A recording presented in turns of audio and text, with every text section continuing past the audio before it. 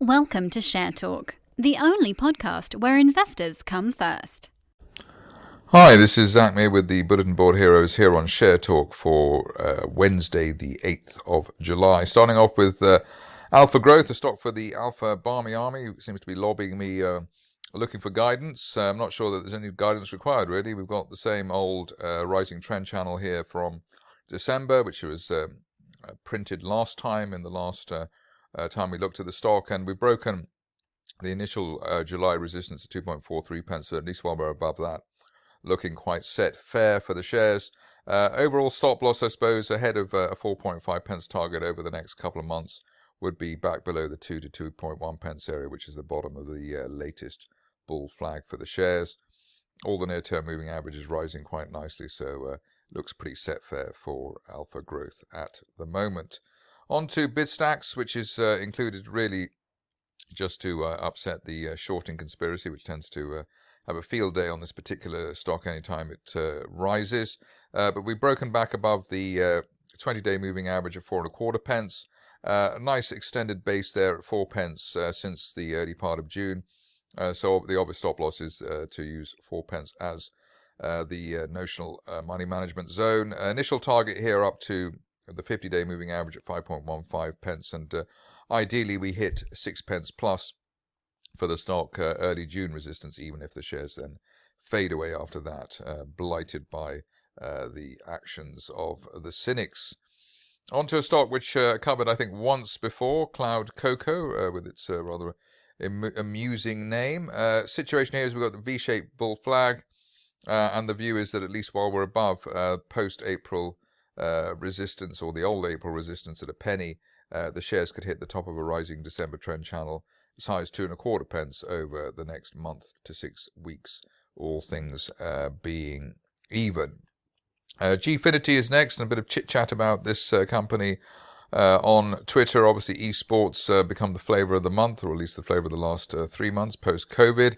The view at this stage is, even though we've had a little bit of a pause near the 3 pence level, while we're above the 200-day moving average of 2.46 pence, the near-term target here is as high as 5 pence, which is the top of a rising February trend channel, and that is something which would then obviously retest former autumn resistance from last year as well. So looking pretty set fair for Gfinity at the moment.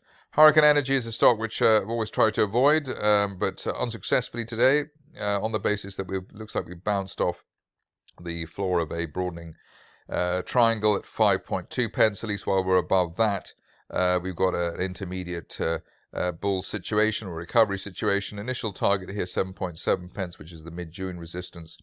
Maybe we could squeeze up to the 50-day line at 8.25 pence, but obviously this has not been a great situation, and what tends to happen on any rallies is that a rather fierce seller comes into the picture and spoils all the charting work that you might do. But there has been bullish divergence here, and that does suggest that at least the 50-day line could be a realistic target over the near term. On to Iconic, which I suppose has done in a way what you wanted it to do, breaking back out of that wedge that we had there, sub 0.01 bear trap, the narrow bear trap that we've had. Just rallied shy of the 50-day moving average at 0.02 pence and has come back. But I suppose we're looking now at a situation where we might see a dip again towards the 0.01 pence area, and that would provide keen bottom fishers with another opportunity at trading up to the 50-day line. Next stock is Kefi Minerals, which I thought I covered yesterday, but didn't, probably largely because I was too overwhelmed by the weight of stocks I was covering. Situation now is that we've got the stock just teasing this line of resistance from the end of February around the 1.2 pence level. Really, we need to see end of day, end of week close above 1.2 pence for the stock, which is agonizing at the moment that it's just keeps on failing near that area. In fact, if you wanted to be safe, 1.3 pence plus would be the momentum trigger for going long. If we do get through 1.2, 1.3 pence, the big target here would be the top of a rising trend channel from February as high as 2.5 pence. So maybe it is worth being patient on this particular situation. Suppose as we do have the near-term moving averages rising, the 20, 30 and 50-day lines, that does suggest that eventually the current jiggery-pokery will be resolved to the upside. Lots of good cheer about the next stock that I'm going to look at, Melody VR. Here we've got a good break of the 200-day moving average at 4.75 pence. While we're above that, looking for a top of February price channel target as high as 7 pence. As soon as hopefully the end of next month. Stop loss at this point really back, the realistic one really is back below the floor of the channel at 4.13 pence, which I suppose, although it's a lot in percentage terms, should not be hit given the positive work that we've done over recent sessions. On to Quiz, which is the next situation. Here we've got a very encouraging looking chart. The reason for that is the blue candles, the green candles over the last few sessions, and a nice little breakthrough recent 8 pence resistance.